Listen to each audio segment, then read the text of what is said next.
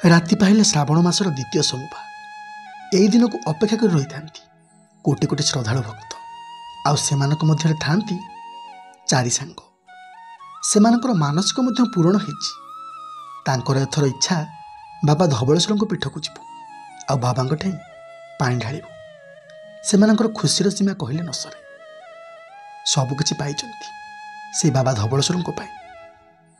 चारि सांग भाबु थांती प्रभु सबू तो देइछन्ति, आमे तो छार मनीष, आमे तुमको कौन बा देइपरिबु।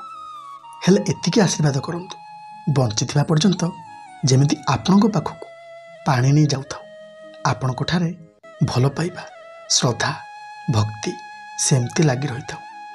एतिकी कही चारि सांग स्थिर कले सोमवार पूर्व दिन पानी उठेबा पाई। घर पाखरु महानदी पाखापाखि 3-4 किलोमीटर दूर सेमाने स्थिर कले चाली चाली चली जा कथबार्ता होइकी किछि भी जना पड़िबनी। बाट निज निजर बाहुंगी आ नुआ ड्रेस पिंधि 4 जन सांग बाहरी पड़िले महानदी को।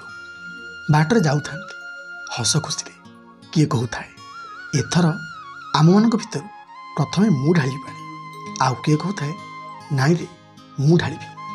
हठात एतिकी बेले दूर कांध शुभिला गोटे छोट झीटीर। चमक पड़े समस्ते, अरे एमितिया निछाटिया रास्तार छोट झीटी कांदुची कौटी। समस्ते खोजाखोजी कर दूर दिशिला बाप झील आ माँ गाड़ी बसी आसुले। कौन से एक दुर्घटना हो सहित माँ बापा छेटिकी पड़ी आ छोट झीटी भें भें कांदुची। पाखरे केही नाहांती। धाई गले 4 जन सांग। झीटीर बापांकर मुंड फाटी जाए, धार धार रक्त बही जाए। से अचेत अवस्था पड़ी था। आउ तार माँ से मध्य खंडिया खाबरा उठिया अवस्था न था।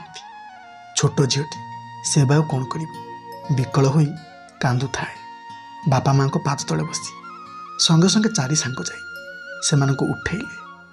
आउ सांगे सांगे आंबुलांस को फोन कले मध्य आंबुलांस तो आसी पहुँचला। हेले 4 सांग भाबु थांती एबे आमे कौन करिबा। एमानक सहित आमे मध्य डाक्तरखाना जिबा। एमती छाड़ी दे जिबा उचित हबनी। छोट छुआटी सेवा कौन करिबो। तार बापा तो अचेत अवस्था रे। आ माँ को देख धार धार रक्त मध्य बही जाए। से आउ किछि भी चिंता न करी संगे संगे सेमानकु आंबुलांस चके डाक्तरखाना नहीं गले। एपटे भौणी जनक भें भें कांदी पकाउथांती। सेवा कौन करिबे। स्वामी तांकर अचेत अवस्था रे। तांको मन मध्यरे भारी द्वंद्व थाए। किंतु ए 4 सांग बोध दे कहूथांती भौणी तमे जमा व्यस्त हुनी, बाबा परा अछंती, आमे तुम साथी अछु, तांकर किछि भी हेनी। डाक्तर बाबू तांको निश्चय भलो कर देबे। आ एई समय भितर डाक्तर बाबू आसी कहिले आपण व्यस्त होबार किछि दरकार नाही, से एकदम ठीक अछंती। मुंडरे आघात हेतु मुंड फाटी जाइछि, किछि रक्त मध्य चली जाइछि, सेथिपाई से अचेत अछंती। मु तांकर देखाशुना करुछि। डाक्तरଙ୍କ ठाରୁ सब कथा शुणी सारा पर एणिकी भौणी जनक मुंडरे टिके साहस आसिला। से हाथ जोड़ी दे कहूथांती ठाकुरे ए 4 जन भाई मोर सतरे देवदूत परीक्षा। तम मान जदि आज नथांत आमर जे कौन ही था से कथा केवल भगवान को जना। 4 जन सांग बोध दे कहूथांती भौणी मनीष मनीष को साहाय्य करबा तार प्रथम कर्तव्य। आमे तो आमर कर्तव्य करिछु। जा हो तुम स्वामींकर चेता फेरी आसिलानी, जातु देखि आसबे। एथर भौणी जनक निज छोट झीटी को धरी चलिले देखा करबा पई। आ तांको पछे पछे चलिले ए 4 जन सांग।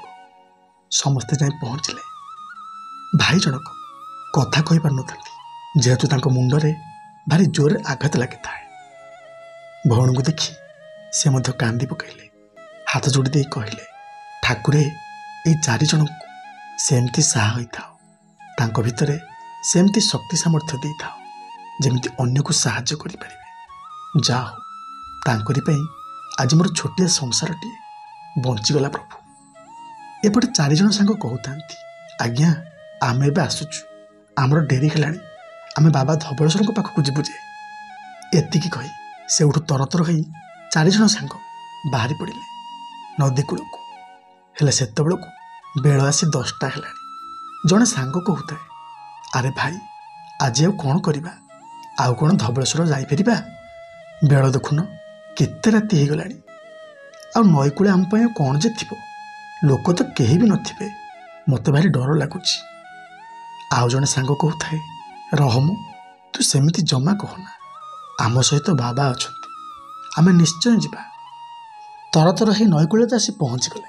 ହେଲେ ସତକୁ ସତ ସେଠାରେ କୌଣସି ଗୋଟିଏ ବି ଲୋକର ଦେଖା ନଥାଏ।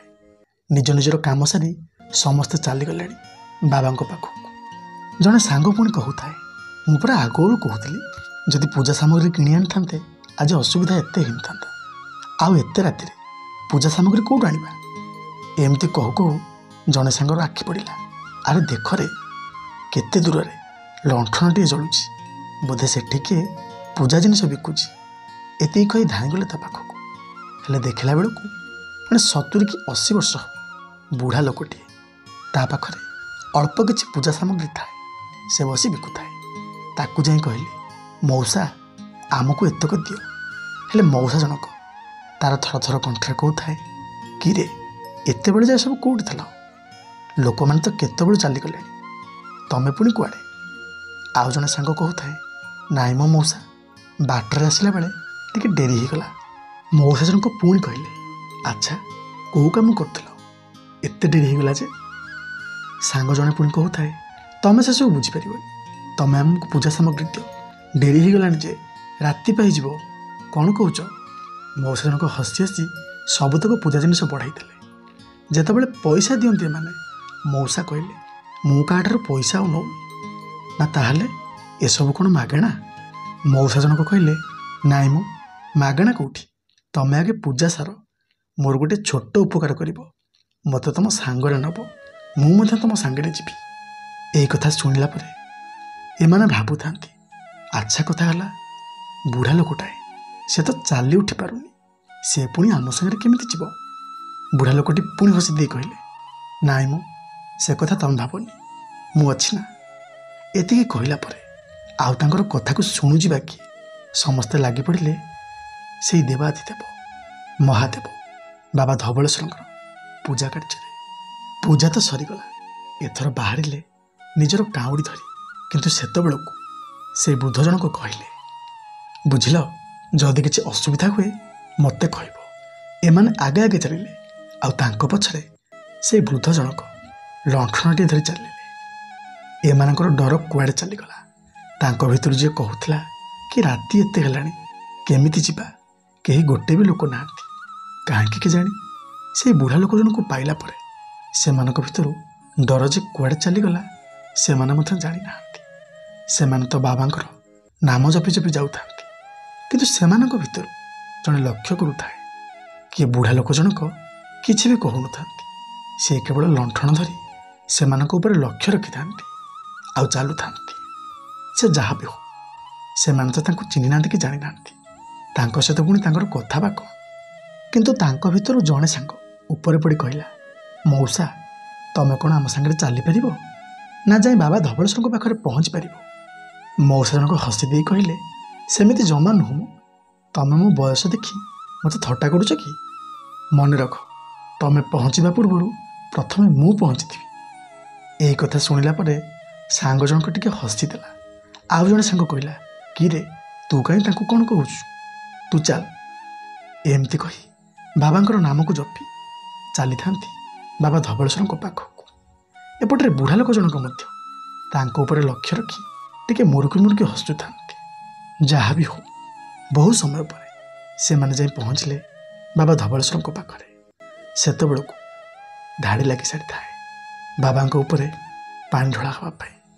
ଆଉ ତାରି ଭିତରେ ଏ ଭକ୍ତ ମେଳରେ ସମ୍ପୂର୍ଣ୍ଣ ରୂପେ ଭୁଲି ଯାଇଛନ୍ତି ସେ ବୁଢ଼ା ଲୋକଙ୍କ କଥା, କାହାର ବି ମନେ ନାହିଁ। ଏଥର ଏମାନଙ୍କର ପାଳି ପଡ଼ିଲା। ବାବାଙ୍କ ଉପରେ ପାଣି ଢାଳିଲେ ଆଉ ବାବାଙ୍କୁ ଭଲରେ ଦର୍ଶନ ମଧ୍ୟ କଲେ। ଯାହା ହଉ, ଆପଣଙ୍କର ଆଶୀର୍ବାଦ ଆମ ଉପରେ ସେମିତି ଲାଗି ରହିଥାଉ, ପ୍ରତିବର୍ଷ ଆମେ ତୁମ ପାଖକୁ ପାଣି ନେଇ ଆସୁଥାଉ। ଦର୍ଶନ ତ ସରିଗଲା, କିନ୍ତୁ ସେମାନଙ୍କର ମନ ବୁଝୁନଥାଏ। ତାଙ୍କ ମନ ଯାଇ ସେଇ ବୁଢ଼ା ଲୋକଙ୍କ ପାଖରେ। କୁଆଡ଼େ ଯେ ଚାଲିଗଲେ ସେଇ ଭକ୍ତ ମେଳରେ ଛାଡ଼ିକି ଖୋଜାଖୋଜି କରୁଥାନ୍ତି। ଭାରି ଅସ୍ତବ୍ୟସ୍ତ ହୋଇପଡ଼ିଲେ ମଧ୍ୟ। ହେଲେ ସେ ବାବା ଧବଳେଶ୍ୱରଙ୍କ ପାଖରେ ଜଣେ ନନାଙ୍କ ସହିତ ଦେଖାହେଲେ। ନନାଙ୍କୁ ପଚାରୁଥାନ୍ତି, ନନା ଏଠି କେହି ଜଣେ ବୃଦ୍ଧ ରୁହନ୍ତି କି? ନନା କିଛି ବୁଝିପାରିଲେନି। ସେ ପୁଣି କହୁଥାନ୍ତି, 70 କି 80 ବର୍ଷ ହେବ। କାଲି ରାତିରେ ଆମ ସହିତ ଚାଲିକି ଆସିଲେ, ହେଲେ କୁଆଡ଼େ ଯେ ଚାଲିଗଲେ ଆମେ ତାଙ୍କୁ ଆଉ ପାଉ। ନନା ଜଣକ ଶୁଣିଲା ପରେ ସେ ମଧ୍ୟ ବଡ଼ ଆଶ୍ଚର୍ଯ୍ୟ ହୋଇଗଲେ। ଆରେ 70-80 ବର୍ଷର ବୃଦ୍ଧା ତୁମ ସହିତ ପୁଣି ଚାଲି ଚାଲି ଆସିଲେ, ପୁଣି ଏତେ ବାଟରୁ? ଅସମ୍ଭବ ଲାଗୁଥାଏ କଥାଟା। ଏଥର 4 ଜଣ ଭକ୍ତଙ୍କୁ ବସାଇ ସବୁ କଥା ପଚାରିବେ। ତାଙ୍କ ସହିତ ଯାହା ଯାହା ଘଟିଥିଲା ସେ ସବୁ କଥା କହିଲେ। ଏଥର ବ୍ରାହ୍ମଣ ଗୋସାଇଁ ଜାଣିପାରିଲେ ସେ ଆଉ କେହି ନୁହନ୍ତି, ସେ ଦେବଙ୍କର ଦେବ ବାବା ଧବଳ ଗୋସାଇଁ। ସେ ସମସ୍ତଙ୍କୁ କହିଲେ, ତମେ ବଡ଼ ଭାଗ୍ୟବାନ। ଜାଣିଛ, ଭକ୍ତମାନଙ୍କୁ ଡର ଲାଗିବ ବୋଲି ବାବା ଧବଳ ଗୋସାଇଁ ତୁମ ପାଖେ ପାଖେ ଆସିଲେ। ସେ ତ ଠିକ୍ କହିଥିଲେ। ତମେମାନେ ଆସିବା ପୂର୍ବରୁ କେଉଁ ଯୁଗରୁ କେଉଁ କାଳରୁ ସେ ତ ଏଠି ଉପସ୍ଥିତ ଅଛନ୍ତି। ନନାଙ୍କ ମୁହଁରୁ ଏକଥା ଶୁଣିଲା ପରେ 4 ଜଣ ସାଙ୍ଗ ଭେଁ ଭେଁ କାନ୍ଦି ପକାଇଲେ। ହାତ ଯୋଡ଼ି ଦେଇ କହୁଥାନ୍ତି, ଆମେ ସବୁ ହତଭାଗା ଠାକୁରେ, ଆପଣଙ୍କୁ ଚିହ୍ନି ପାରିଲୁନି। କାଲି ରାତିଠୁ ଆମେ ତୁମକୁ କେତେ ଥଟ୍ଟା କରିଛୁ, କେତେ ପରିହାସ କରିଛୁ, ଆମକୁ କ୍ଷମା କରିଦେବେ। ହେଲେ ଗୋସାଇଁ ଜଣକ କହୁଥାନ୍ତି, ବୁଝିଲ, ତମେ ପରା ମହାପ୍ରଭୁଙ୍କୁ ଭଲ ପାଉଛ, ତାଙ୍କଠାରେ ଭକ୍ତି କରିଛ, ତାଙ୍କ ପାଖରେ ଶ୍ରଦ୍ଧା କରିଛ, ଆଉ ଜାଣିଛ ତମେ ଯେଉଁ ଲୋକମାନଙ୍କୁ ସାହାଯ୍ୟ କରି ଆସିଲ ସେଥିପ୍ରତି ମହାପ୍ରଭୁ ଭାରି ଖୁସି।